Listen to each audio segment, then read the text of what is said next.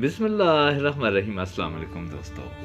उमर ख़याम अरब दुनिया के इंतहाई ज़हीन व मशहूर व लायक इंसान थे। बड़े मुफक्किर, इबादत गुजार, बड़े कमाल इंसान थे और इनकी कमालियत और दर्द का एहसास आपको इसके कोट्स में, इसके कहावतों में मिलेगा। मैं इसकी कहावतों में हंसते हुए सैकड़ों आंसू गिरे। अल्लाह अकबर, अल्लाह अकबर, अल्लाह अकबर, ला इलाहा इल्लल्लाह, अल्लाह अकबर।